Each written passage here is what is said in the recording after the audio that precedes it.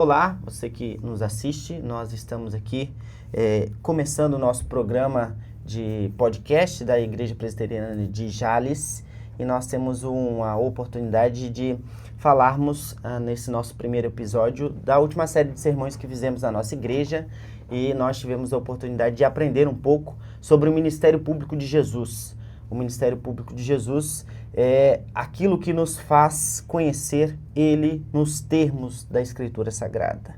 Então, várias coisas como nós vemos anunciando no Antigo Testamento sobre Cristo, que são ainda obscuras, não são tão claras e ficam em suspense. Mas, quando Cristo vem, Ele revela a plena verdade e, por meio do seu ministério público, nós temos a graça de contemplar a grandeza do nosso Senhor. E no nosso encontro hoje nós falaremos sobre os sermões que foram pregados na nossa igreja, né, sobre o Ministério Público de Jesus. E, em especial, nós temos aí 3 atos de Jesus, né, 3 sequências de atos que destacam como é o seu Ministério Público. Então nós, ao longo dos últimos 5 meses, mais ou menos, tivemos aí a oportunidade de falar sobre os 4 evangelhos e em cada um dos textos que nós separamos em grupos. Nós vimos que Jesus se encontrou com pessoas, realizou sinais e ensinou muitos dos seus discípulos e outros que também não eram dos seus ao longo do seu ministério público. Então, Jesus, nesses 3 atos, nos mostra como ele age. E nessa oportunidade de gravação do nosso primeiro episódio, nós recebemos aqui os nossos irmãos em Cristo, membros da nossa Igreja Presbiteriana de Jales, Fabrício e a Renata. Muito obrigado por virem aqui e aceitarem o nosso convite. De nada. Há um momento antes de começarmos, né, só para esclarecer, quais os cargos que os irmãos têm na igreja hoje, como atuam na Igreja Presbiteriana de Jales? Fabrício? Bom, eu sou líder de grupo, né? A gente se encontra uma vez por semana e conversa com os membros, né, da igreja que frequentam o grupo. A gente convida pessoas também e trata da palavra, né? A gente tem sequências da palavra também para ser falada. E também sou presidente da UPH, União dos Homens da Presbiteriana, e a gente também se encontra nos sábados por mês e leva a palavra também para os homens. Lá em Jales é isso. Certo. Irmã Renata? Eu sou membro da Sociedade Auxiliadora Feminina, na Igreja Presbiteriana de Jales, e lá eu sou secretária de espiritualidade, onde desenvolvemos o projeto Ana, Mães Orando, Deus Agindo. Joia. Os irmãos também têm, ao longo do ano, né, começado a nova empreitada também no serviço de Cristo, né, que são os Gideões. Isso. Tanto Fabrício como a Renata agora são os Gideões também. Faz uns 15 dias, né, Fabrício, que vocês foram ao encontro. Comenta um pouco como foi. Pastor, foi uma bênção, né? Porque, como o senhor mesmo já acabou de falar, nós entramos agora. E eu já conhecia os Gideões, o que eles fazem, a gente sabe sobre entregar a Bíblia, mas eu não conhecia a missão, né? E não conhecia por dentro. E entrando, é uma satisfação em Cristo muito grande, pastor. Nós saímos de lá, assim, super felizes e entendendo que realmente a gente está trabalhando para a obra, como os Gideões também. Porque eles evangelizam através dessas Bíblias. E a gente entendeu bem o porquê que é o evangelizar através das Bíblias. Porque muitas vezes nós pensamos que o evangelizar em si você tem que falar, mostrar, dar exemplos. Mas não é isso. A Bíblia também, ela por si só é a palavra de Deus, nós sabemos disso. E ela tem a capacidade de fazer a pessoa se voltar a Cristo Jesus. E é esse o papel do Gideão. Ele entra nos locais onde a igreja não alcança como instituição e através das suas esposas como auxiliares também entra em lugares que a igreja e nem os homens Gideões alcançam. E espalha a palavra para N pessoas, uma multidão de pessoas, que a gente imprime muitas Bíblias e leva a palavra e tem, assim, muitos testemunhos maravilhosos de conversões, de coisas lindas que aconteceram ao longo do tempo. Aí, só chamando a atenção, os Gideões são internacionais, né? Sim. É uma instituição internacional. Começou nos Estados Unidos, mas espalhou para o mundo inteiro. Tem 200 países hoje. Uma bênção, né? O trabalho dos Gideões aí tem alcançado muitas pessoas por muito tempo, né? Então, um trabalho aí que tem abençoado vidas. E como o irmão Fabrício comentou, né? Eles espalham a palavra de Deus, né? O nome do nosso programa aqui é Vox Dei, né? Palavra de Deus. Glória a Deus. E a mensagem pregada com fidelidade também é Palavra de Deus. Então, nós temos aqui a oportunidade hoje de falarmos um pouco sobre os sermões que foram pregados na nossa igreja, né? Na nossa série, e esses encontros que nós tivemos aos domingos, né? Às 7 horas da noite ali na nossa igreja, tem nos enriquecido e edificado como cristãos, e hoje nós gastaremos aí um tempo para falar dos nossos sermões aí dessa série.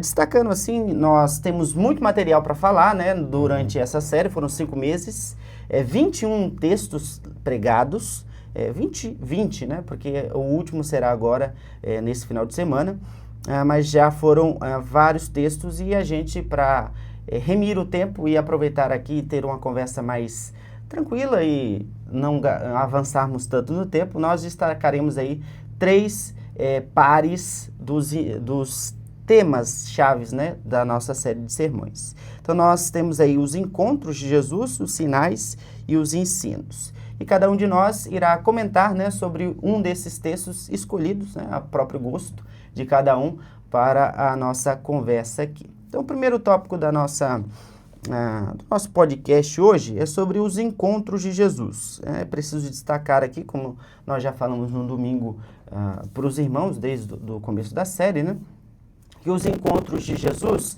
são as oportunidades nas quais Jesus tanto recebe, pode ser recebido também, hospedado na casa de alguém, ou alguém o convida para estar próximo de si. E nessas oportunidades, esse encontro transforma a vida de quem recebe ou quem está próximo de Jesus, né? O destaque que nós fizemos nesse par aqui de mensagens, né, desse par de ensinos, foi sobre, de fato, Jesus entrando em contato com pessoas e mudando e transformando vidas. Dentro desses, nós temos aí um texto magnífico, que é o texto de Jesus se encontrando com os mestres. E aí foi o texto escolhido pelo nosso irmão Fabrício, que está lá em João 3, do 1 ao 15. Então, João 3, do 1 ao 15, conta a história de Jesus se encontrando com o mestre. Fabrício, resumidamente, do que esse texto fala, como é essa narração? Conte para nós um pouquinho. Bom, o texto fala a respeito, como o senhor mesmo falou, de Jesus encontrando com o mestre. E no caso deste texto especificamente, ele se encontra com Nicodemos. Nicodemos é um mestre e deixa bem claro que ele é um mestre sobre as leis, né, da religião judaica na época, e ele vai até Jesus reconhecendo a grandeza de Jesus. Isso é muito importante. Ele reconhece a grandeza de Jesus, o trata como filho de Deus, né, vindo de Deus. Vindo de Deus, verdade. E aí ele pergunta para Jesus qual é o caminho, né, o que ele deveria fazer, né? E Jesus fala a respeito de que é necessário a pessoa se transformar de uma forma total quando aceita a ele mesmo como filho de Deus e renasce, ou melhor dizendo, nasce novamente. E aí cria-se uma confusão, porque Nicodemos, mesmo sendo um mestre da religião, mestre, a gente entende que é muito estudado, ele não consegue interpretar esse nascer. Ele vem e indaga Jesus ainda, mas como que uma pessoa velha vai nascer novamente? Eu achei engraçado, né? Porque era para ele ter essa noção, mas a pessoa, essa parte aí, pastor, me deixou já atento a uma coisa, que eu já vou levantar na narração. Sim. A pessoa, quando não é tocada pelo Espírito Santo de Deus, quando a pessoa não está apta a entender, as coisas passam como se fosse clara na face dela e ela não enxerga. Exato. Você vê, nascer de novo, ele ficou ao pé da letra, ele não entendeu que renascer que nascer novamente é esse. E aí ele indagou, como que pode, né? E Jesus explicou para ele como que é o nascer de novo. E aí ele deixa claro que o nascer de novo é nascer da água e nascer do Espírito. Sim. E esse da água, que me apertou um pouco, né? E eu entendo, apesar de ter outras interpretações, que seria o batismo. Sim. Mas tem outras interpretações. E o nascer no Espírito é você realmente se renovar em ser. Você ser um novo homem. Nós sentimos muito isso quando a gente aceita Jesus. Uhum. O exemplo é muito claro. E essa transformação, deixar muito clara, ela é diária, pastor. Uhum. A gente sempre está buscando melhorar.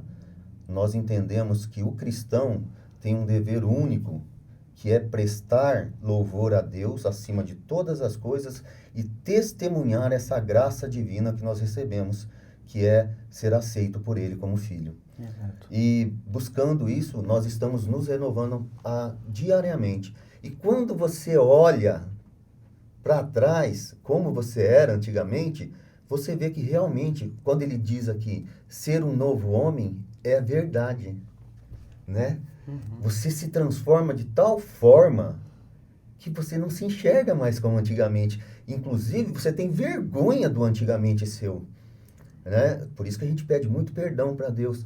E você vê que homem que eu era. Meu Deus, quanta coisa errada a gente fazia. E quanto tempo da vida jogada fora, tendo esse Deus maravilhoso para nós servirmos e para sermos o que é para sermos na terra, sal e luz. Uhum. E não que a gente esteja, né? Ou seja, sal e luz, bom ainda, não sei se é bom a palavra, mas a gente busca, né? Sim. E esse é o entendimento maior, você realmente buscar claramente isso. E aí, só finalizando, eu achei que Nicodemos não conseguiu interpretar isso aí. Sim. E ele mesmo estando próximo, foi um encontro dele com Jesus, fisicamente, ele não conseguiu se modificar para ser um novo homem. Apesar de as pessoas estarem à volta também serem atingidas, né? Uhum. E com certeza muitos entenderam. Essa narração é interessante, né? O Fabrício comentou um artifício literário muito interessante. Os evangelhos são obras complexas do ponto de vista literário. E há um elemento aí que é o humor nessa passagem. Jesus diz, como você é mestre e não interpreta essas coisas? É verdade. Então, é um elemento literário fantástico, né? Os evangelhos são obras muito bem escritas, né? Então, não é uma coisa monótona assim. Então, Jesus está encontrando com alguém e a pessoalidade.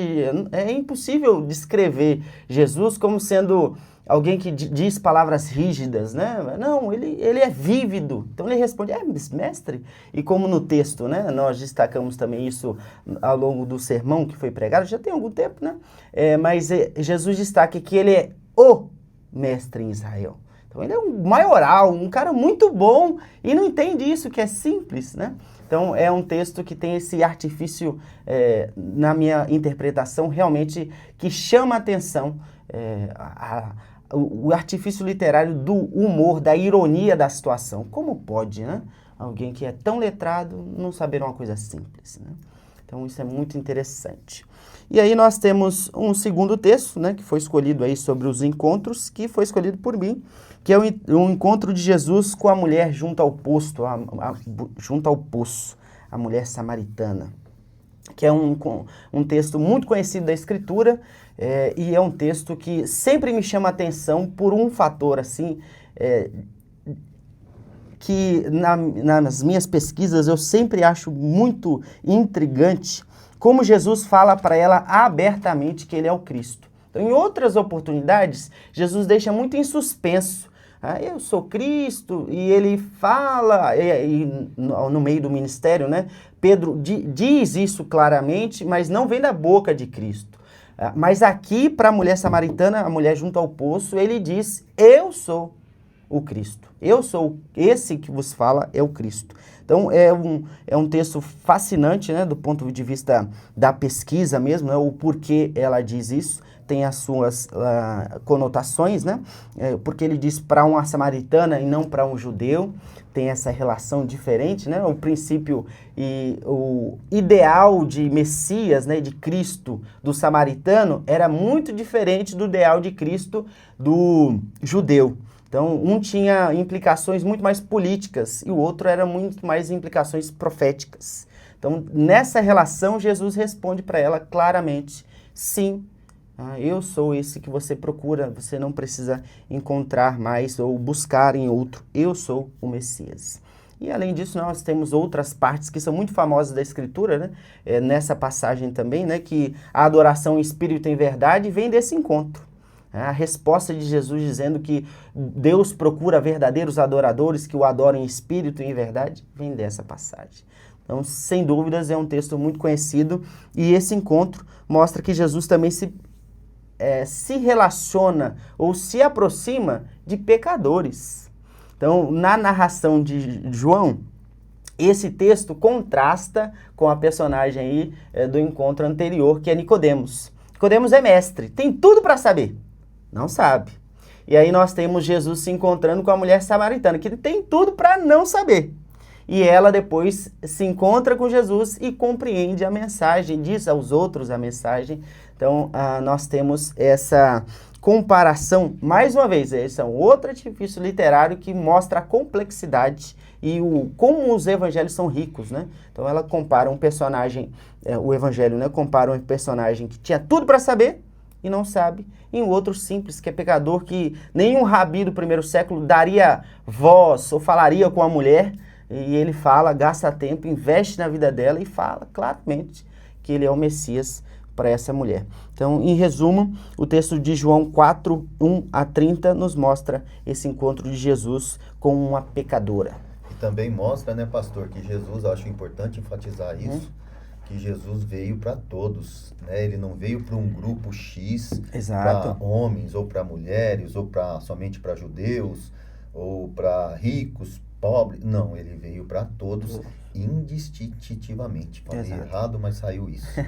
Enfim, ele é um Deus tão maravilhoso que ele não vai escolher pelo que você é, e sim pelo que você vai se tornar a ser. É muito bonito. O evangelho realmente é sem acepção de pessoas, né? E Jesus se encontrando com a pecadora destaca isso. E aí nós temos um outro texto também sobre os encontros de Jesus, que foi escolhido pela nossa irmã Renata, que Jesus também se encontra com famílias. Diga um pouco como é esse texto, resuma ele para nós, Renata, por favor. Pastor, é mais um texto onde Jesus inclina-se ali a atenção, a dedicação à mulher, né? O papel das mulheres, o valor, a importância das mulheres, né? No ministério de Jesus. Então, Jesus estava passando por um povoado quando Marta e Maria, na verdade, Marta que chama ele para hospedar-se, né? Em sua casa, com seus discípulos.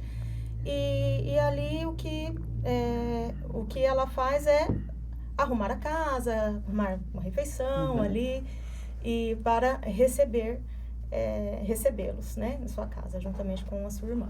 Sim.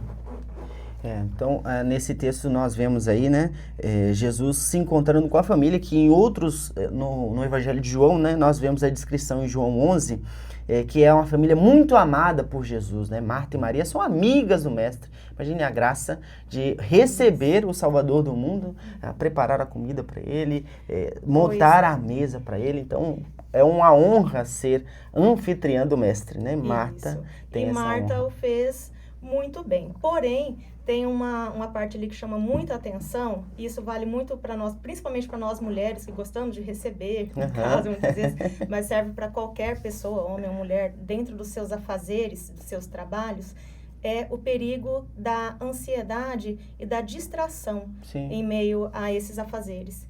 Porque no momento de encontrar-se com Jesus, Marta estava ali com aquela oportunidade, né, de receber o Mestre. E enquanto ela estava atarefada em seus, né, muitos afazeres, Maria ficou ali ouvindo o Mestre, aproveitando aquele momento, adorando o Mestre, nutrindo a alma dela com a presença de Jesus, né? Sim. E Marta estava fazendo uma coisa que não era errada. Não é errado você preparar a sua casa, por exemplo, para receber um culto em casa, né? Preparar a comida. Mas ela estava perdendo a melhor parte, né? Que Jesus disse para Maria. Mas Maria escolheu a melhor parte. E a Marta ficou bem ressentida pelo sossego da Maria, sabe? Porque a Maria estava lá ouvindo o mestre, né? Estava ali prestando atenção, parada, né? Só prestando atenção no mestre, em Jesus, enquanto Marta estava trabalhando para lá e para cá, e daí ela acusa Jesus, né? Jesus, não tá vendo que ela tá aí parada? Manda ela me ajudar, né? Sim. E aí Jesus diz, Marta, Marta, né? Como sempre Jesus assim com um bom humor, né? Sim. Marta, Marta, você se preocupa com tantas coisas, mas só uma coisa é necessária, né? Sim. E isso deixa para mim claro, assim, a prioridade. Qual que deve ser a prioridade em nossas vidas, né? Ouvir as palavras de Jesus, aprender dele e nutrir a nossa alma com as palavras dele. A gente precisa fazer as nossas atividades diárias? Precisa. Né? Mas um momento de estar com Jesus, a gente pode sim estar totalmente mergulhada na presença dele, ouvindo a palavra. Isso. Então, esse texto, né, como o irmão Fabrício destacou, é mais uma evidência de como Jesus vem para todo tipo de pessoa. Então, para nós, uma mulher sentar à mesa, ouvir os ensinos, é algo completamente normal, comum, ordinário. Mas no primeiro século, um rabi dedicar e deixar com que uma mulher aprenda aos seus pés é contracultural. Então, Jesus permite que mulheres recebam instrução. Então, Jesus realmente é um salvador para todo o tipo de pessoa. Então, Jesus dá atenção às mulheres e ao longo do seu ministério nós vemos isso com muita atenção, né? Jesus realmente se cuida das pessoas, inclusive das mulheres. E também no Evangelho de Lucas, nós também vemos o relato que as próprias mulheres auxiliam Jesus com seus bens ao longo dos seus ministérios, né? Outra coisa, outro ensinamento para nós, que devemos tirar desse ensinamento, é que nós temos que priorizar mais as coisas de Deus, pastor. Sim. Nós temos que levar mais a sério as coisas de Deus. Eu vejo que muitas vezes eu era assim, e não que eu e a Renata sempre que estamos conversando, olha, temos que pedir para Deus que nós não caiamos naquela ideia de soberba, de achar que já está bom, mas nós éramos assim em questão do domingo, começar pelo domingo. Domingo é separado para Deus. Verdade. É um dia para nós tirarmos e reunirmos com os amigos para falar a palavra, para aprender mais. E a gente não leva tão a sério. Então, qualquer chuvinha, qualquer dorzinha, qualquer cansacinho, te tira da igreja. É como os grupos também. Nos grupos a gente vai e às vezes fica nervoso quem vai receber pelo que tem que fazer, pelo que tem que arrumar, como que deve estar a casa limpa. Eu ia falar disso, porque tem tudo a ver com essa passagem. Esse não é o sentido. O sentido é nós nos encontrarmos para falar a palavra, para aprendermos mais e louvar ao nosso Deus. Sim. E Jesus deixou claro isso aqui na passagem. Aproveita o momento. E o momento é para aprender, é para falar, é para você louvar e não para ficar perdido com outras coisas. É muito importante isso para nós. Nós devemos levar isso a sério. A sério. E é interessante, né? Porque o que Marta está fazendo? Servindo Jesus. Mas ela se perde em relação a isso. No serviço a Jesus, ela deixa de prestar atenção em Jesus. Olha que antagônico, né? É completamente estranho, né? Parece que sempre quando a gente está servindo na igreja, a gente está com a atenção focada em Jesus. Mas nem sempre. Nem sempre. Pastor, eu já me vi até assim, murmurando ali, apressada, que nem a Marta ali, arrumando a casa, por exemplo, ou o que a gente vai lanchar no culto do lar, né? No nosso culto em casa. E aí um dia eu me vi e, né, percebi que, poxa, eu tô errada. Não é sobre comida, não é sobre a casa estar pecável, não tem isso. Vamos fazer o que dá para fazer, porque o importante é, poxa, eu vou ouvir sobre Jesus, ainda dentro da minha casa, receber os meus irmãos na minha casa. Então, depois que mudou, assim, o ponto de vista, que é sobre Jesus, não é sobre receber, fazer uma reunião em casa. Aí tudo mudou. Agora, para mim, é um prazer fazer na nossa casa o grupo, o culto em casa. Muito bom. Então, nós temos aqui nesses encontros também uma outra pergunta para fazer, né? Fabrício, no texto aí de João 3, do 1 ao 15, né? No encontro de Jesus com o Mestre, você tirou alguma lição prática desse texto para a sua vida? Com base no sermão que foi pregado e no texto, conseguiu lembrar de alguma lição prática? Então, pastor, eu acho que até eu já falei, mas vou repetir. A grande lição para nós, que eu tirei para minha vida, é esse renascer, é esse nascer novamente. Deixa muito claro para nós o que é ser cristão. Vamos falar vulgarmente, não é ser crente, que todo mundo fala, eu sou crente, eu sou crente. O ser cristão, o ser crente em Jesus Cristo, é você nascer novamente. E isso exige uma mudança comportamental tremenda. Tremenda. Sim. E você sente no seu íntimo, lá no seu ser, lá dentro, muito lá dentro, essa mudança ir aflorando. E quando você está vivenciando isso, você sente um prazer e começa a entender as coisas de Deus de forma diferente. Como a Renata acabou de dizer, né? Hoje eu sinto prazer maior em receber as pessoas. Sim. Esse é o processo, e é um processo mesmo, de nós renascermos, esse nascer de novo. E foi mais isso mesmo que me deixou muito claro. Mas tem uma segunda via aí também que me leva a refletir muito, que é o fato de Nicodemos ser um mestre da lei. Uma pessoa muito entendida na lei e não conseguiu captar Jesus Cristo como Salvador, como Filho de Deus. E me levou e leva ainda a prestar muita atenção e ficar preocupado com pessoas, seres humanos, que dizem ser entendido da palavra, dizem conhecer a palavra, mas a essência, o nascer de novo, não existe ali. Nós encontramos muitas pessoas que sabem a Bíblia muito mais que um pastor. Eu posso dizer isso. Mas não nasceu de novo. Sim. Não tem a essência. Não tem a Jesus como único Salvador. Por quê? Porque não consegue enxergar.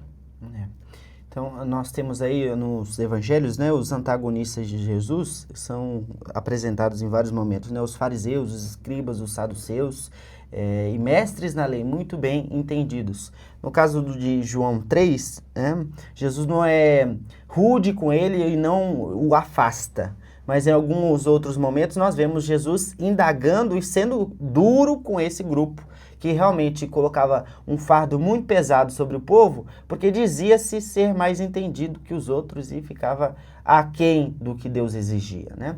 Então, nessa passagem, realmente, uma lição prática seria a humildade, para aprender e se colocar à disposição de Deus. Realmente é uma ótima lição prática desse texto.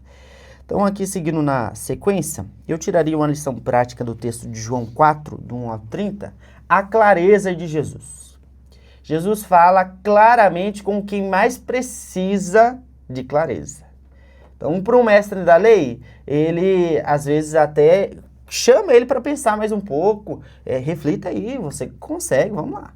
Mas quem está distante, que era no caso os samaritanos, né, no tempo de Jesus e até os dias de hoje, os samaritanos eles não adotam os profetas, eles adotam só os 5 primeiros livros da Bíblia. Então Jesus foi mais claro ainda com ela porque ela não tinha tantas ferramentas, ela não tinha tanto a compreender. E nós muitas vezes pecamos quando nos aproximamos das pessoas em não ser tão claro. Nós usamos jargões evangélicos, termos que só fazem sentido para a gente, mas não fazem sentido para uma pessoa que não vai à igreja, que não conhece nada do evangelho. Então a gente tem que ser claro, comunicar de forma objetiva com quem sabe menos, justamente para tornar acessível a mensagem da cruz. Então, nós não devemos usar sempre os jargões, né? Jesus te perdoa. Perdoa do quê? Você tem que ser claro, objetivo, deixar tudo em bons termos para que as pessoas compreendam. Embora exista essa distinção, né, o evangelho é simples em relação ao seu conteúdo, ele só vai ser compreendido completamente se o Espírito atuar no indivíduo. Mas ainda assim, no que depende de nós, tem que ficar claro. Não tem que ficar rodando, falando de coisas muito difíceis, genealogia sem fim, sem sentido, porque as pessoas precisam do essencial e depois elas vão crescendo em graça e no conhecimento do Senhor. Então a clareza de Jesus muito me ensina nesse texto. Jesus é objetivo. Objetivo. E é importante, eu diria, porque esse ensinamento é muito bom mesmo, porque nós temos que entender isso, pastor. No caso, o senhor como pastor que leva a palavra a muitas pessoas e de vários níveis. A gente realmente, nós temos que ser objetivo, essa é a palavra. E a objetividade se dá na simplicidade. Exato. Né? Na simplicidade. Então não adianta realmente usar jargões, usar termos cultos, além do que é necessário para mostrar o seu conhecimento, pois você não quer mostrar você quer mostrar a Jesus. Então você tem que falar para mostrar dentro do conhecimento das pessoas que estão recebendo. Exato. É a mesma coisa que quando você está em sala de aula, né? Exatamente, é o mesmo princípio, né? É uma regra de ensino, né, Fabrício? Partir sempre do conhecido para o desconhecido. É uma regra de ensino bem particular que Jesus usa em vários momentos no seu ministério. Renata, uma lição prática do texto de Lucas 10, verso 38 a 42, quando Jesus se encontra com a família de Marta.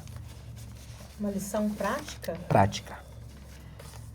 Priorizar.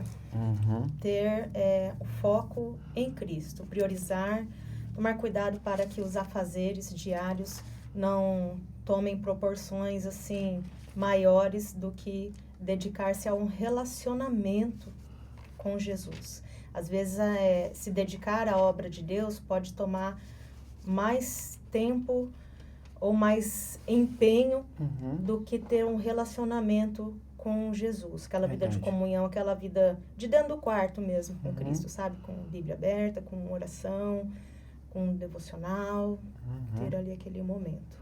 É verdade, realmente priorizar ter relacionamento com Jesus próximo e íntimo deve ser o foco de nós, né? Porque muitas vezes os crentes vivem num ativismo, né? Programação aqui, programação ali, evento aqui, evento ali, e quando vai ver... Se perde.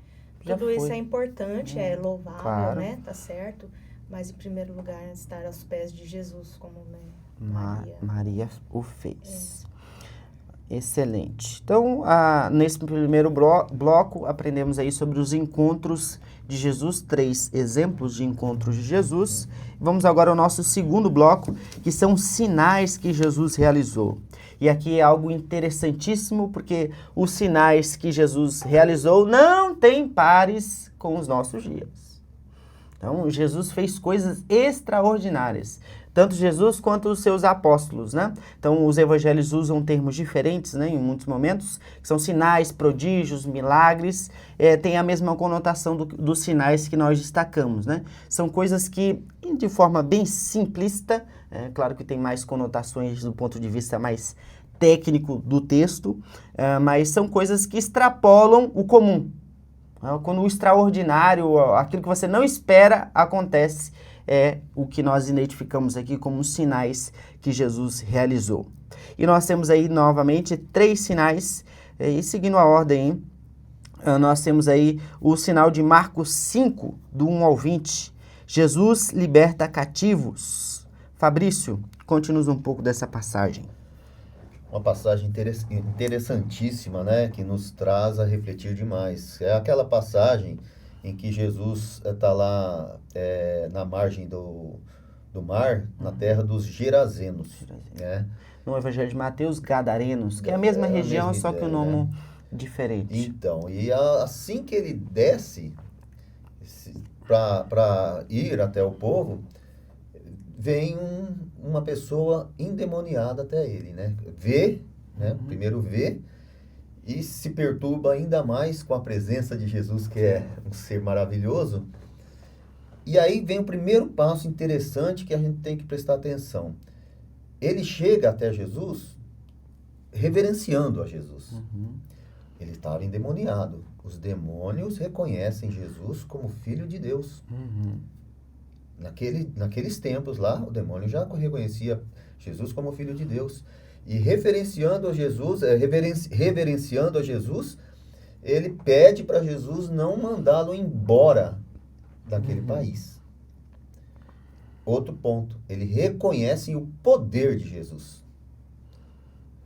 O demônio reconhece o poder de Jesus. Vocês vão entender por que eu estou pontuando assim mais à frente. E Jesus, então, manda.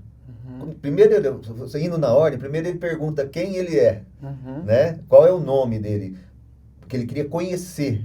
Ele já conhecia, mas ele queria mostrar ainda mais o seu poder, porque essa é a ideia dos sinais, pastor. Jesus mostrar que realmente é Filho de Deus.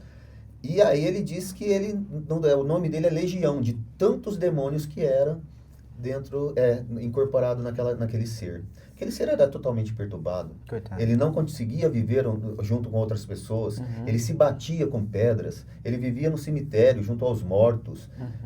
Não conseguiam prendê-lo, não conseguiam fazer nada com ele. Ele era, a palavra diz, endemoniado. E aí Jesus, ele falando que era legião, falou para Jesus não mandá-lo embora para o país. E se fosse tirar, então mandasse ele para uma manada de porcos que tinha ali, porque aquele povo onde Jesus desceu, eles criavam porcos, né? Era cultural deles. E tinha uma manada de mais ou menos 2.000 porcos, de acordo com a palavra. E Jesus faz o que ele pediu. Sai daí, Satanás, e vai para os porcos. E eles foram, e os porcos se precipitaram ao mar. Quer dizer, o demônio é tão ardiloso e tão ruim, que levou 2.000 porcos a morrer. E o povo perder esses 2.000 porcos. Sim. Isso é um ponto importante para o final da palavra. E, consequentemente, o homem que era endemoniado, milagrosamente, que é o sinal, se tornou uma pessoa, naquele momento, naquele exato momento, calma, tranquila e entendedora de tudo. Ficou são, né? Noção. Aí, pastor, junto a ele tinha uma multidão. E todos viram o que foi feito. Volto para o meu primeiro ponto lá do encontro. Eu acho engraçado isso na palavra, né? Todos viram. Mas sabe o que eles fizeram? Aquela grande maioria dos gerazenos foram contar para as pessoas o que Jesus havia feito, mas não como um sinal. Eles não falaram como um sinal do poder de Jesus, e sim que os porcos haviam morrido, que Jesus era uma pessoa, no caso para eles era uma pessoa, que era mal para eles. Que veio para fazer mal para eles, prejuízo e mal. Eles não enxergaram a cura do endemoniado. É incrível. É aquilo que eu falei naquela hora. Parece que está ali e a pessoa não consegue enxergar. De tal forma que eles mandaram Jesus embora dali. Você já imaginou ter a oportunidade de estar tete a tete com Jesus Cristo, o Filho de Deus, e você expulsar, mandar embora? Pois é. Muitas pessoas fazem isso, pastor, infelizmente. Jesus Cristo está na porta dele, batendo para entrar, e ele não aceita, sabendo quem é. E o povo fez isso. E aí o endemoniado, ex-endemoniado no caso, pediu para Jesus para ir com ele, de tão maravilhado que ele ficou. Ele sim entendeu que Jesus Cristo era Filho de Deus. E como tudo na palavra e tudo que Jesus fez foi perfeito, e sempre foi, e sempre será, Jesus já sabia que sobre isso, sobre esse efeito dele, esse sinal dele, haveria um nascer de novo daquele homem.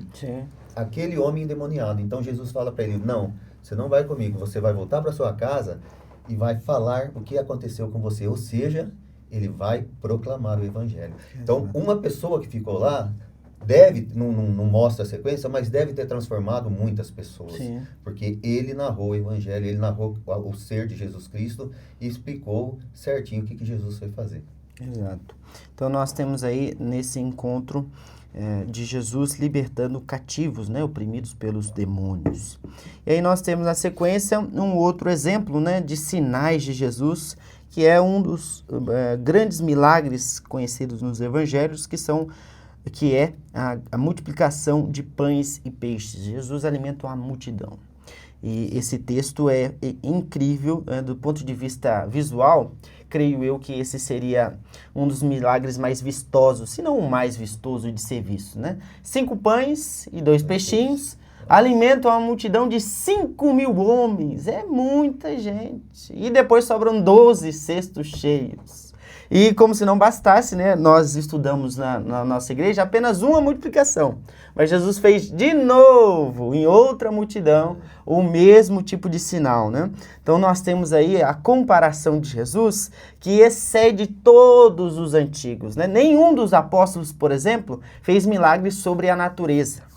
Então, os apóstolos ressuscitaram mortos, curaram enfermos, deram vista a cegos, todas as outras coisas, aliás, deram reanimar, né, de muitas pessoas que estavam enfermas, né? Só a sombra dos apóstolos curava, mas esse sinal em específico, né, de multiplicação de pães e peixes e sinais na natureza, outro exemplo, né, que nós não vimos ao longo dos sermões, que é andar sobre as águas, transformar água em vinho, esse tipo de sinal sobre a natureza, Jesus opera com exclusividade. Nós vemos no Antigo Testamento 2 profetas fazendo algo parecido, que é multiplicar o azeite e a farinha das viúvas, que no caso é Elias e Eliseu. Esses 2 profetas fazem algo que claramente fica demonstrado para nós que são ingredientes para. Mas Jesus faz pão feito, fermentado, cozido já, prontinho. E peixes, imagina, pronto também, detalhe, salgado, tudo pronto. Então Jesus faz um sinal que é extraordinário aos olhos. Então nós não vemos mais sinais iguais aos sinais bíblicos. A igreja pode orar por milagres e operações, mas como Jesus fez, não tem par. Não tem páreo, não tem algo nesse calibre. Multiplicar pães e peixes é realmente extraordinário. Extraordinário. Então esse texto mostra aí o poder de Jesus para alimentar uma multidão. Seguindo, depois desse texto, nós tivemos aí Jesus curando à distância. E a nossa irmã Renata escolheu aí o texto de Marcos 7, 24 a 30, para destacar um pouco e conversar conosco hoje. Você pode resumir para a gente essa passagem, Renata, por favor? Bom, esse milagre que Jesus fez, esse sinal, curou à distância, né? Uma mulher sírio-fenícia, não era judia, né? Seria uma mulher, assim, muito improvável de receber um favor, né, do rabi, do mestre. Ela procurou Jesus, ela soube que Jesus estava passando por ali e ela o procurou, porque ela tinha uma filha que estava possuída por um espírito imundo. Ouviu falar que ele estava por ali e procurou. Prostrou-se aos seus pés, adorou a Jesus e com total humildade e reverência pediu para que ele curasse a filha dela, né? E ele imediatamente curou. Não foi imediatamente que curou, né? Primeiro ele disse assim, depois que ela pediu, né? Disse assim para ela, deixa primeiro que se fartem os filhos, ou seja, deixa primeiro para os judeus, né? A salvação, né? Os milagres. Porque não é bom tomar o pão dos filhos e lançá-lo aos cachorrinhos, ou seja, os cachorrinhos seriam assim, os gentios, né? Ela, porém, ela não desistiu, ela foi bem persistente, com muita humildade, reverência, com muito respeito e muita fé. Ela, porém, lhe respondeu, sim, Senhor, mas os cachorrinhos debaixo da mesa comem das migalhas das crianças. Ela confiou na misericórdia de Jesus. ela sabia, não é questão de merecer ou de não merecer, ela teve fé, buscou, confiou na misericórdia de Jesus. Então, Jesus lhe disse, por causa desta palavra pode ir, o demônio já saiu da tua filha. Jesus curou, ele não foi até lá, a filha dela, ele curou à distância. Então, ela voltou para casa e encontrou a menina já sã. Então, esse é um outro sinal, né? Outra demonstração dos evangelhos que Jesus veio para qualquer tipo de pessoa. E como o senhor havia dito lá no comecinho do nosso podcast, a humildade acima de tudo. Exato. Né? A Renata falando agora, deixou bem claro isso para nós. A mulher, ela foi muito humilde. Tão humilde que não se importou em dizer assim, eu como o resto. Eu me contento com o resto. Ela aceitou ser chamada assim, meio comparada a cachorrinho. Eu me contento com o resto. E Jesus entendeu que ela estava de coração, de alma. Exato. Aí Jesus, compaixão de Jesus é maravilhosa. Jesus dá graça aos humildes e resiste aos soberbos. Então, os evangelhos nos provam isso em vários momentos, né? Então, esse encontro, aliás, esse sinal de Jesus para com essa mulher, demonstra o quão amável ele é e também o quão duro ele pode ser. Porque, como vocês viram, né? Vejam só, a expressão cachorrinho não é uma coisa muito doce de se ouvir. Nem um pouco, né? Nem um pouco. Então, o Jesus que é descrito nos evangelhos é uma pessoa que é complexa e extremamente poderosa no ensino. Então, Jesus dá o pezinho para ela, cutucando ela. Não é assim, ai, queridinha. Como Jesus também fala com a mulher junto ao poço. Vocês adoram sem conhecer. Nós adoramos o que conhecemos. Então, Jesus ataca o pecado, ataca o que tem que atacar. Às vezes fala duro e responde com graça na sequência. Esse é o mestre. Então, ele é um mestre completo. Então, Jesus não é aquele tipo de professor que sempre quer fazer amizade. Sempre tá, sim, um bolachão, sabe? Não, ele diz assim, não vou alimentar primeiro os cachorros. E ela se contenta em ser chamada de cão. Imagine, que fé. Não à toa, no Evangelho de Mateus, que é o relato paralelo do texto que nós pregamos, fala, mulher, grande é a tua fé. Então, Jesus a elogia. Então, ele deu o pezinho para que ela pudesse responder em fé. Em muitos momentos, Jesus faz isso ao longo do seu ministério. Dá um pontapé, daquele toque, para que o indivíduo corresponda à altura daquilo que ele projeta sobre cada um dos seus discípulos. Joia. Então, vamos lá. O que chamou a sua atenção nessa passagem, Fabrício?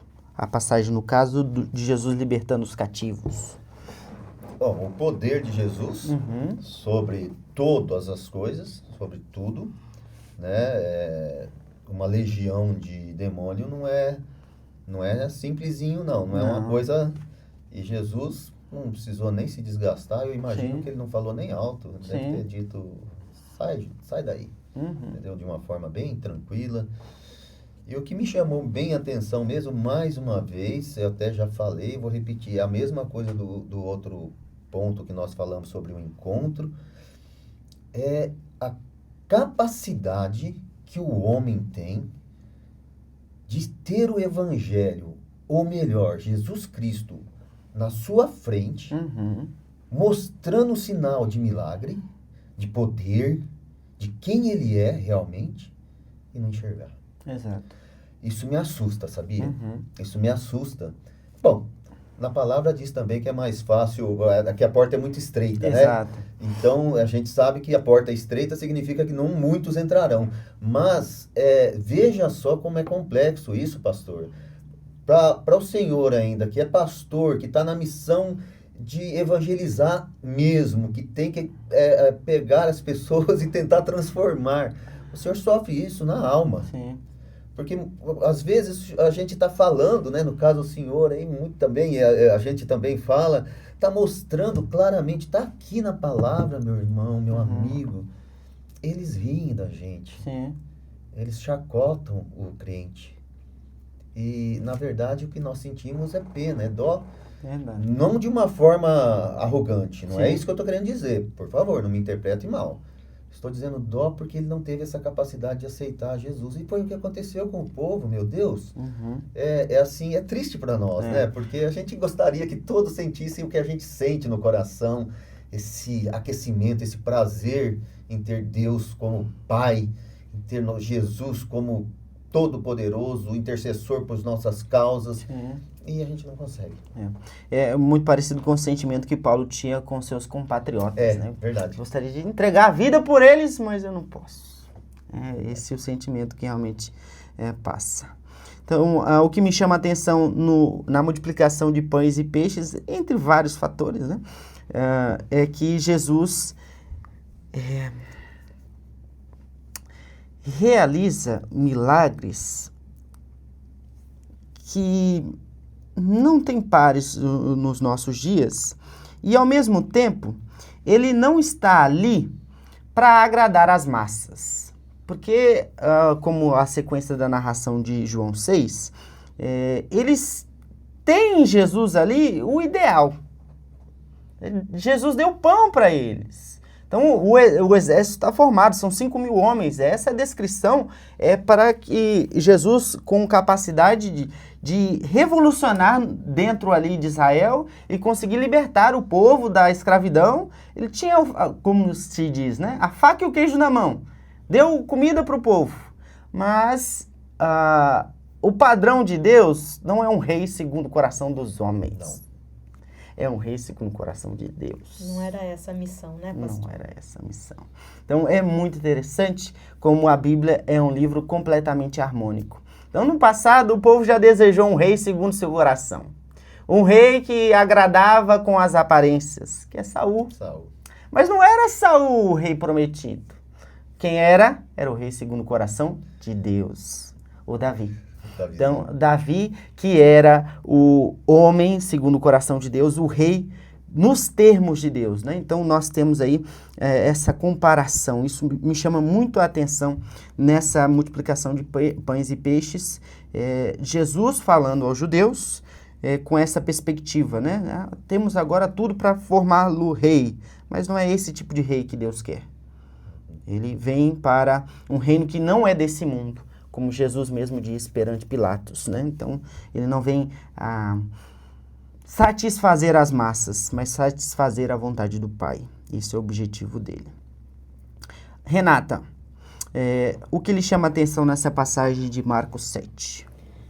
Com certeza a fé inabalável dessa mulher, a confiança dela na misericórdia de Jesus, porque ela sabia que ela não era do povo dele, né? Do povo judeu.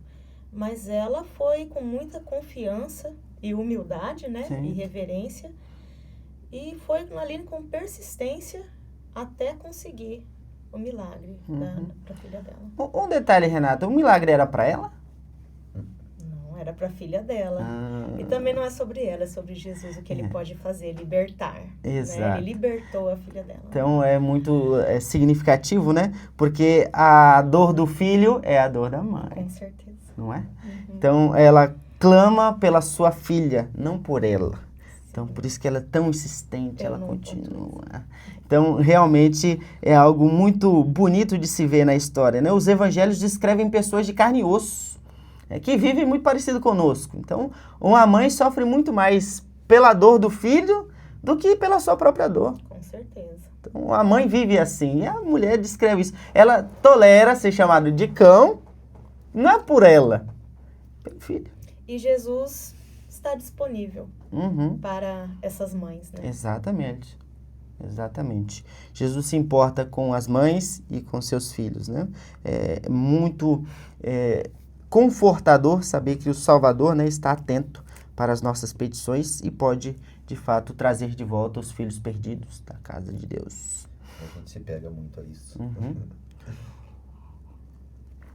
Nesse bloco aqui, temos algumas outras perguntas. Pergunta para os irmãos aí. Hoje nós vemos sinais semelhantes aos descritos nos evangelhos?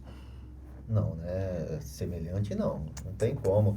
O que Jesus fez não se compara ao que o homem faz. E outra, e eu entendo, até mesmo não tem, porque Jesus veio para mostrar que ele era filho de Deus e para provar, ele teve esses sinais, esses milagres incríveis e provou.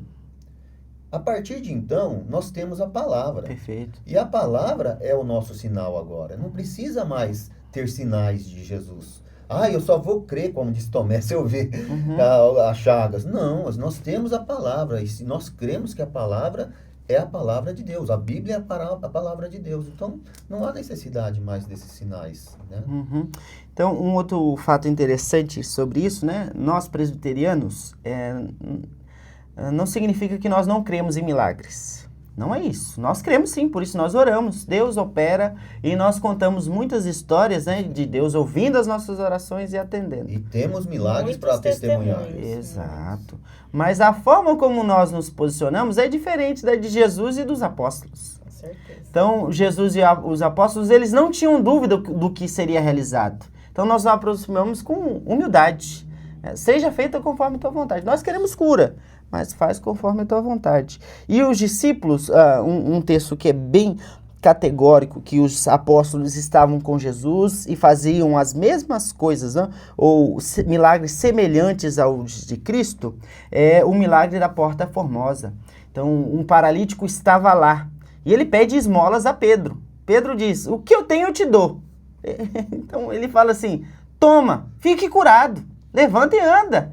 E exatamente como Jesus fez. E não é assim, dá um tempo aí. Se você tiver fé, espera um pouco, talvez. Não, é certeiro. O homem, membros atrofiados se revigoram e ele consegue andar. Então não tem par nos nossos dias, ao ponto da gente fazer uma comparação muito interessante sobre os milagres e os sinais de Jesus. Nem os opositores de Jesus negavam os sinais que ele fazia. Não. Isso é muito interessante. Então, nem os opositores negavam que Jesus operava milagres. Jesus operava. O que eles faziam? Descredibilizavam Jesus quanto à fonte. Eles não diziam assim, não foi feito. Foi feito. Mas eles diziam que Jesus realizava o que realizava pelo poder dos demônios. Então, é diferente do que nós vemos hoje. Então, as coisas que Jesus fez era público e notório. Então, um aleijado que tinha 38 anos num poço, todo mundo via ele lá. Assim na mesma hora, né, pastor? Precisava ser assim porque tinha um propósito. Exato. Né? Então, as coisas que nós vemos nos nossos dias, né, não são no calibre e na certeza que Jesus tinha. E também, aquelas multidões quando se reúnem hoje, né, não tem comparações assim, As pessoas sentem algumas coisas somáticas, dores de cabeça, coisas que não são medíveis, então, você não consegue medir completamente. Mas aqui conseguia. Então, um aleijado, levantando e andando. Todo mundo conhecia quem era o aleijado. O cego Bartimeu, conheciam ele. O cego de João 9, conheciam, indagavam ele, quem te fez isso? E ele respondeu, quem fez eu não sei, só sei que ele deve ser profeta. Alguma coisa grande ele é. Por quê? Porque o que ele fez é muito grande. Então, como nós vemos o próprio Jesus ensinando ao longo dos evangelhos, né, ele convida as pessoas a crerem ao menos pelas obras que ele faz. Porque o que ele faz são as coisas que Deus quer que ele faça. Então, são as obras de Deus, ele tem poder, autoridade. Jesus acalma a tempestade, então todas as coisas que chancelam a sua glória, como no final do Evangelho de João, ele diz, né, os sinais foram escritos para que nós creiamos que Jesus é o Filho de Deus. Então, os sinais que Jesus realiza nos Evangelhos são singulares, não são comparáveis às curas e os milagres que nós vemos hoje. Essa segunda pergunta nós já respondemos também, que no caso os sinais no ministério de Jesus serviam para qual propósito? Revelar que Jesus é o Filho de Deus. já ficou respondido aí. Para que as pessoas acreditassem, né, pastor? Aquelas pessoas que tinham mais dificuldade em acreditar. É um pouco disso. Mais resistentes, quem sabe, assim, em acreditar. Não só nesse sentido, né? Porque Jesus também opera para o bem das pessoas, né? Também tem essa conotação do ministério terapêutico de Jesus, né? Jesus ensina e também dá o sinal visível para confirmar a fé da pessoa, para ajudar a pessoa na própria dor, né? No caso da mulher com a sua filha, né? Ela clama e Jesus atende, né? Mesmo ela tendo fé grande, né? Jesus a atende nesse sentido. Então nós temos Jesus demonstrando o seu poder através dos seus sinais. E o último bloco aqui no nosso podcast hoje, nós temos aí os ensinos de Jesus. 3 ensinos extremamente preciosos para nós. E o primeiro, agora é comigo, que é Jesus prega em Nazaré. Para mim, esse texto é um dos... São muitos interessantes, né? Muitos notáveis. É difícil a gente falar que é o melhor, né? Eu ia falar a mesma coisa na hora que eu for falar. Não, é difícil. Eu sei que eu estou atrapalhando um pouco o sua rola, mas não dá, pastor. Você lê uma, mas isso é maravilhoso. Mas o outro é quase igual, tão igual ou melhor. A gente, cada dia de um jeito, sim. Não tem como. Mas esse texto me chama a atenção do ponto de vista do estudo mesmo dos evangelhos, que ele... aquece meu coração por alguns motivos, né? O Evangelho de Lucas, Lucas capítulo 4, versos 16 a 30, nós temos Jesus pregando em Nazaré. É um evangelho escrito por um gentil.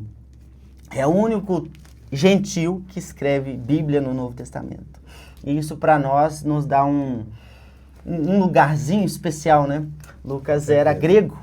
E como grego, ele destaca Jesus pregando em Nazaré de uma forma diferente dos outros 2 evangelhos sinóticos, né? Então, como nós aprendemos nos nossos sermões, os evangelhos eles não são organizados de ordem cronológica, e sim temática. Então, Lucas recua essa passagem para o início da sua narração do ministério público de Jesus, propositalmente, para enfatizar algumas coisas que os outros evangelistas acabam não descrevendo por conta dos seus próprios propósitos em relação do sermão de Jesus em Nazaré. Então aqui no texto de Lucas, nós encontramos qual o texto da palavra de Deus que Jesus pregou nessa oportunidade, que é Isaías capítulo 61. O Espírito do Senhor está sobre mim, então me enviou para libertar os cativos. E depois, num desenrolar dos fatos, as provas que Jesus dá em relação ao sermão também colocam nós, como gentios, ainda mais próximos. Porque Jesus retruca os fariseus, os escribas, provando que no Antigo Testamento já havia lugar para os gentios. Então Jesus fala que os profetas, né, Elias e Eliseus, foram enviados para as viúvas que eram gentias, não do povo de Israel. Por que foi feito isso? Porque no propósito de Deus os gentios já estavam lá.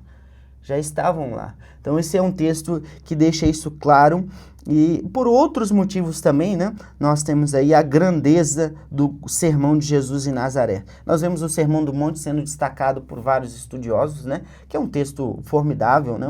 A pregação de Jesus fantástica, mas esse sermão de Jesus em Nazaré também me chama muita atenção, porque depois dessa passagem, Lucas organiza todo o seu material com esse propósito temático, destacando e lembrando que Deus tinha uma missão ou um plano especial para os gentios também, não era só para os judeus.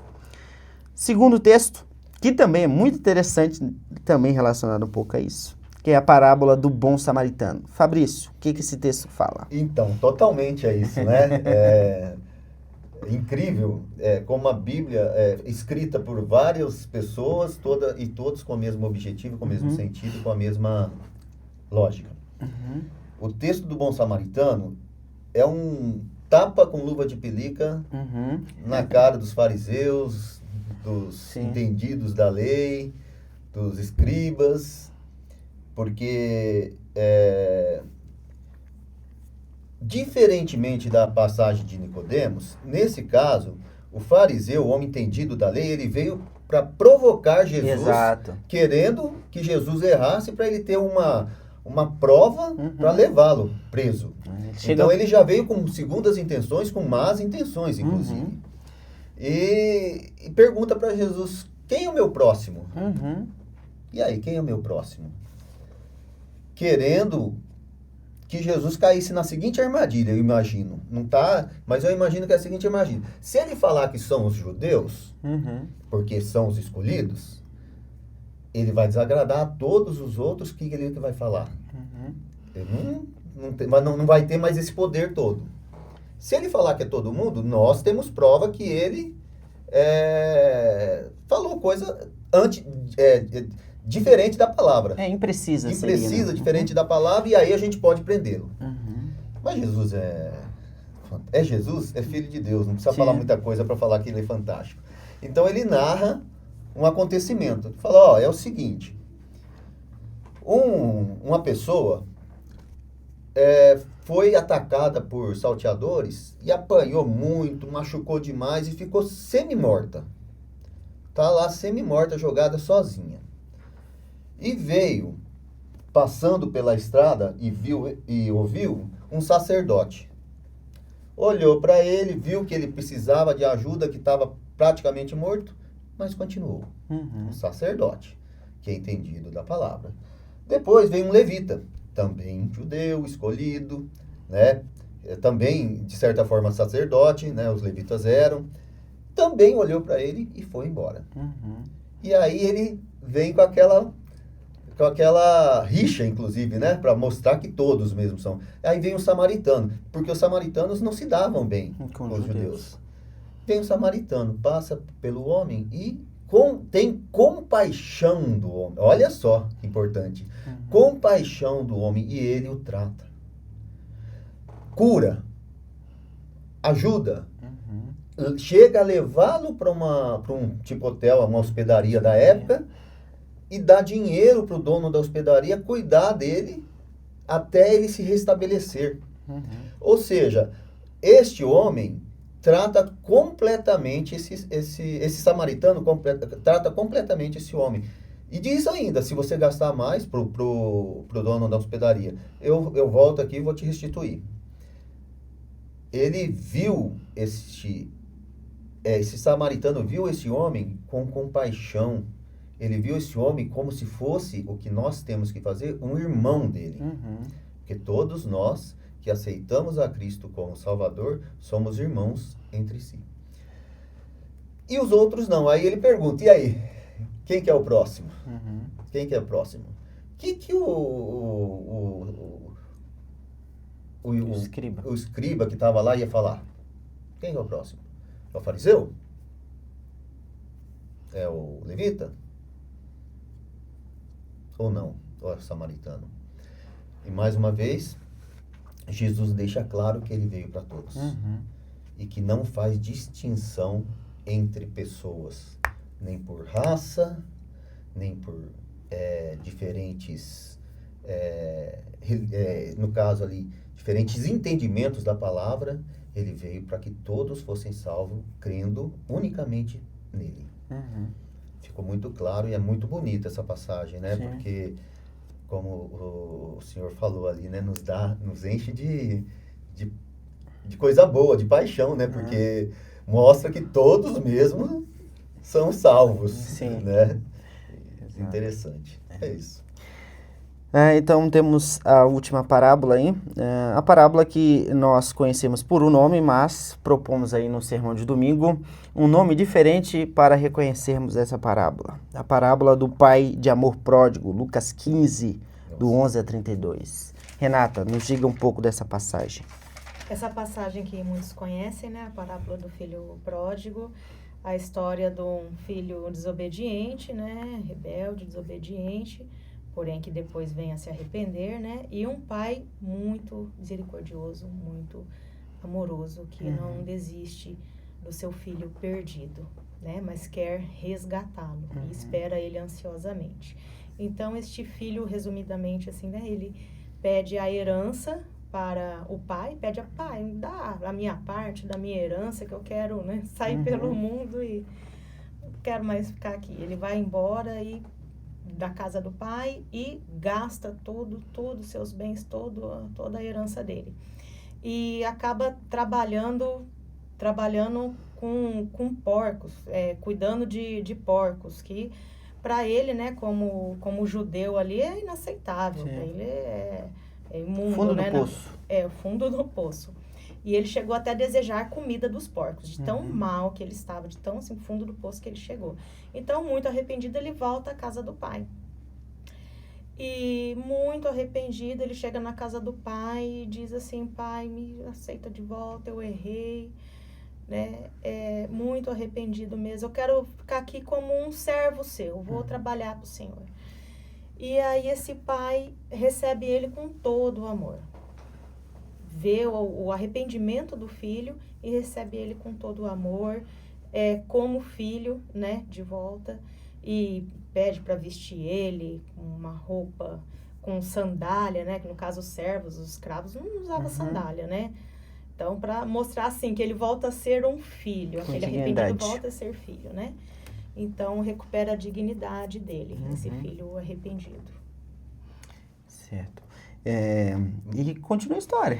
E continuando a história, o que acontece? O filho mais velho não fica feliz com o que acontece, né? Porque esse filho mais velho, ele se sente assim, ele fica ressentido. Ele se sente assim, né? Ele fala assim, ele questiona o pai. Ah, tá. E o pai fica tão feliz que quer fazer uma festa, né? Chama os servos dele, vamos fazer uma festa e tal. Mata um novilho, né?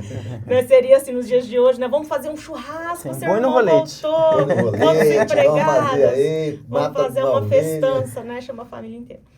E aí esse irmão mais velho ficou bem enciumado, né? Mas na verdade ficou enciumado porque ele falou assim: poxa, meu pai, né? Eu sempre estive aqui, trabalho para você, sirvo você, e você nunca me deu um cabrito sequer, né, para eu me alegrar, né, com os meus amigos. Aí o pai diz: mas filho, tudo que é meu é seu. E fica triste, ele não vai não participa da festa, ele não se alegra com a regeneração desse irmão dele. Exato. Ele não se alegra porque ele se sente o quê, né, merecedor. Ele se sente assim merecedor, mais merecedor, porque ele não fez ele não teve essa desobediência, né, para com o pai. E aí ele não se alegra. E aí o pai chama: poxa, meu filho, mas esse seu irmão voltou para casa, né? Estava morto e reviveu, né? Estava perdido e foi achado. Mas ele não se alegrou com o pai. Ele não conseguiu se alegrar com o pai por essa vida do irmão dele resgatado. Né? Então, esse texto também nos mostra o quanto o amor de Deus, né, de Jesus em particular, é acessível. Porque vejam só, na narração de Lucas 15, no capítulo 15, no verso 1 e 2, nós vemos aí dois públicos que são identificados depois como o filho perdido e o filho que estava ressentido. Então, o que é o perdido? Os publicanos e os pecadores, que chegam para ouvir Jesus. Quem são os ressentidos? Os escribas e fariseus que murmuram porque Jesus come e bebe com publicanos e pecadores. Então, esses que estão ali são filho ressentido. Ou seja, a parábola é para o bem de quem? Nesse ponto de vista, totalmente para os escribas e os fariseus, ou seja, os filhos ressentidos. Exato. E eu quero pôr um adendo aí, que Jesus deixou claro aí, qual que é o primeiro mandamento? Jesus fala: amar a Deus acima de todas as coisas, mas vem o segundo, que fala...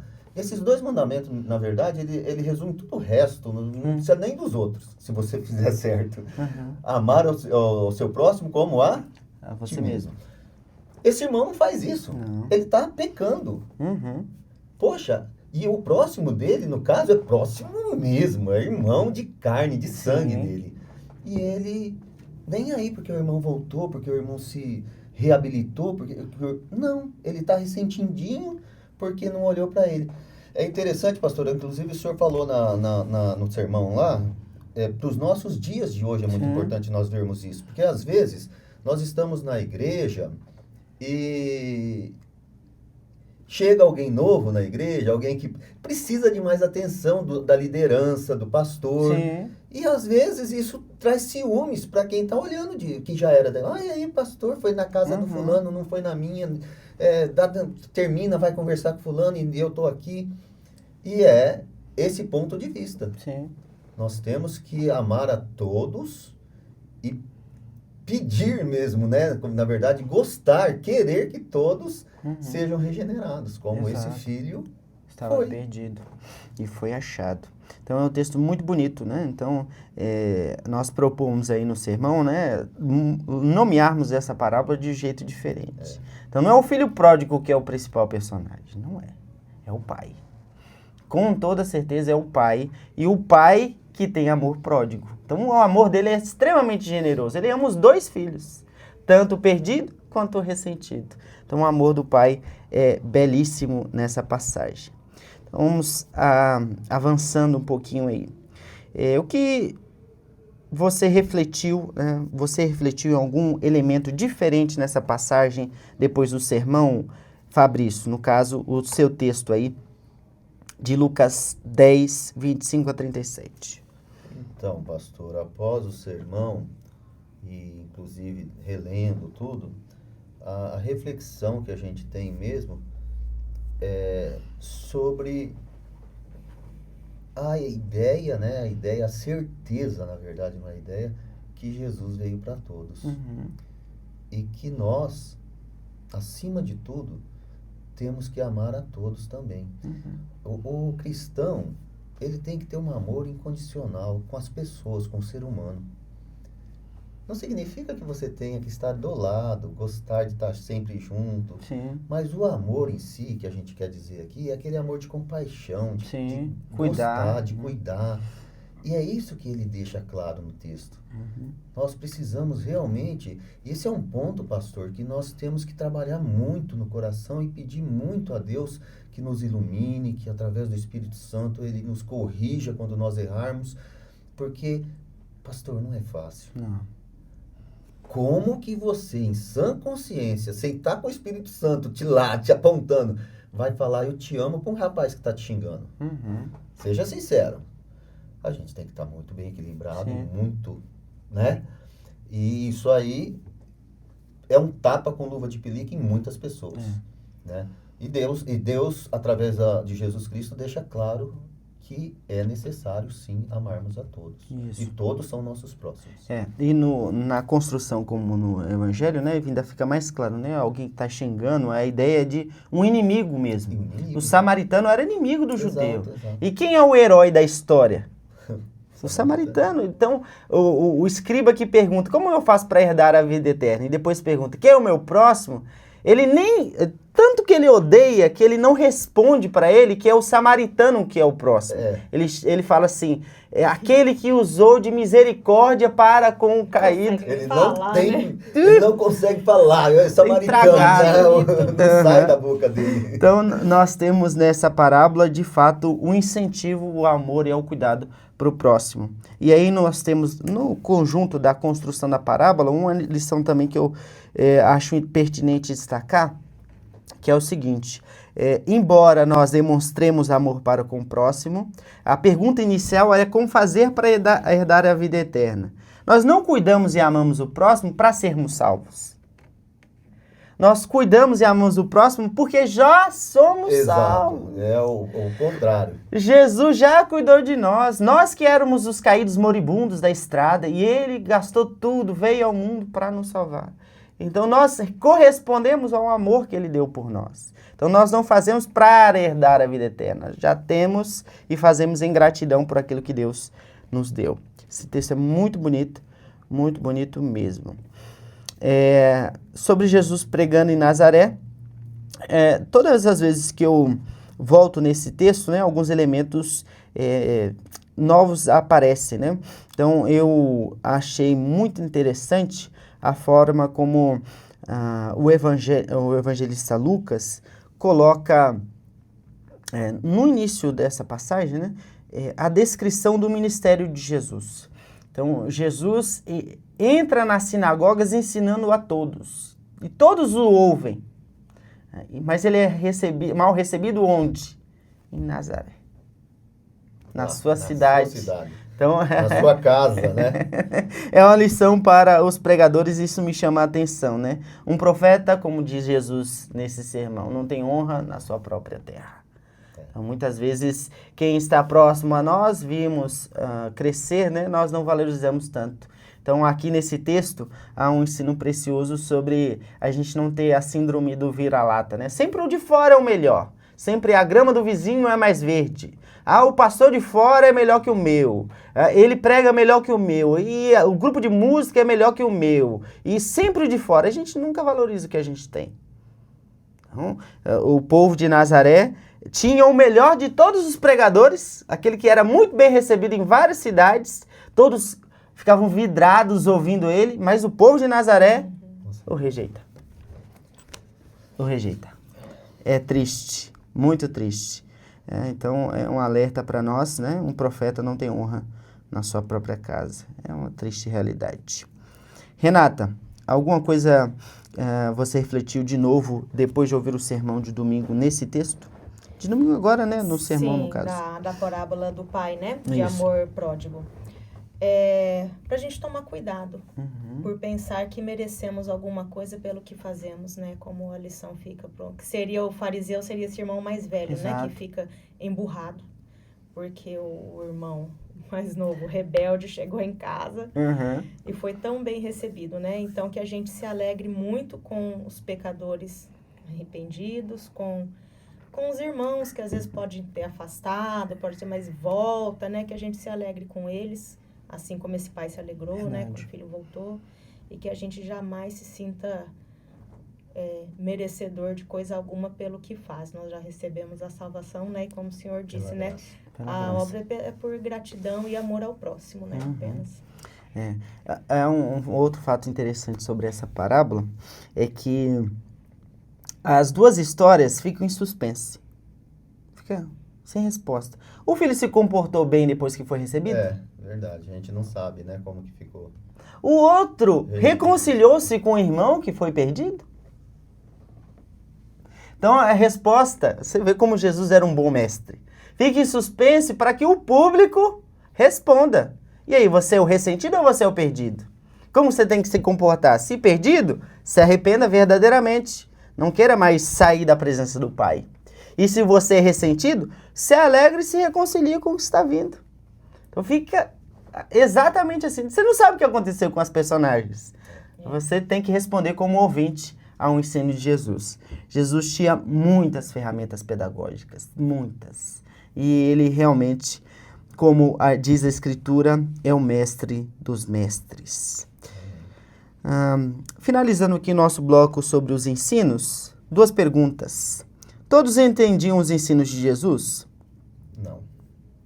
Ficou bem claro na nossa, durante todo esse podcast nosso, é bem claro isso. E vejam só, Jesus falava numa linguagem acessível, Fabrício? Super. Sim, Mestre dos mestres, você acabou de falar. Exatamente. Ele atingia a todo o público, ele falava de forma clara, objetiva. E cativante para cativante. todos os públicos, né? Mas quando o assunto é espiritual, né, pastor? Aí o discernimento, a pessoa compreender, também é preciso ser espiritualmente, né? Como o texto que o Fabrício escolheu, né? É preciso que o Espírito sopre sobre ele para que ele entenda. Senão, nada feito. Infelizmente, né? Segunda pergunta. A mensagem de Jesus para hoje continua sendo transformadora? Com certeza. Também já respondi, lembra? Claro. Glória a Deus, é muito transformadora. O homem renasce novamente, a mulher renasce novamente, a gente se transforma. Não estou dizendo que somos perfeitos, que somos o ó do Borogodó, como dizia antigamente, não é isso, né? Mas nós realmente transforma e a mensagem de Jesus até hoje é a mesma, não mudou. E isso é mais uma prova que ele é filho de Deus, porque desde o princípio o proposto e a proposta é a mesma. Exato. Não mudou em nada. Nada. Não tem que pôr nem tirar uma vírgula. Perfeito. Então vamos encerrando aqui. Renata, tem alguma palavra, algum comentário? para encerrarmos. Deus é um Pai, né, que enviou seu único Filho, Jesus Cristo, e Jesus está disponível para nós, pecadores, né? Nós somos aqui resgatados, né? Todos nós, e as parábolas e outros textos deixam claro, né? Também que pode ser, assim, os pecadores mais desprezíveis ou os mais improváveis, eles podem ter um chamado, podem ser encontrados por Jesus e ter uma nova vida. Amém. Fabrício, algum comentário? Eu vou para o outro lado. Tá. É um comentário sobre o podcast, então, pode ser? Pode Porque ser. acho que a gente falou bastante da palavra, Sim. e para não ficar muito redundante no que eu já falei, foi muito interessante, uma experiência nova e, ao mesmo tempo, difícil de encarar, né? Porque nós não somos profundos conhecedores da palavra. Sim. Nós somos imperfeitos, pastor. Muito imperfeitos. E o Espírito Santo toca tão bem a gente, É verdade. que a gente começa a falar, a lembrar, e as coisas fluem de uma forma fantástica. Eu que tenho problema para lembrar das coisas, sei o que eu estou falando. Eu me sinto muito gratificado por Deus. E esse podcast foi mais uma vez a prova disso. Amém. Parabéns pelo seu início aí, fugiu a palavra que eu queria dizer mesmo. Parabéns pela sua iniciativa e espero que seja um sucesso, Amém. que acima de tudo seja feita a vontade de Deus e nós consigamos atingir muitas e muitas pessoas com o Evangelho. Amém. Pastor, Amém.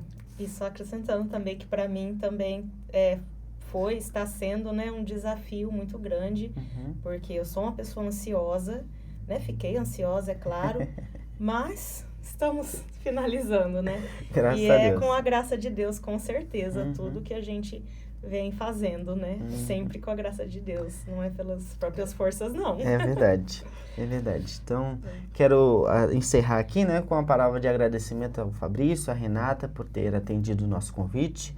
Então, esse é o nosso episódio inicial, encerrando aí a nossa série sobre o Ministério Público de Jesus, que eu, particularmente, como estudioso do Novo Testamento, me agrada muito estudar os Evangelhos, e fazer essa série aí no início da minha caminhada na Igreja Presbiteriana de Jales também é extremamente prazeroso. Então, todos esses relatos sobre como os evangelhos são construídos, como cada evangelista traz a sua contribuição, o seu ponto de vista, a sua narração dos fatos, nos dão um quadro completo de Jesus.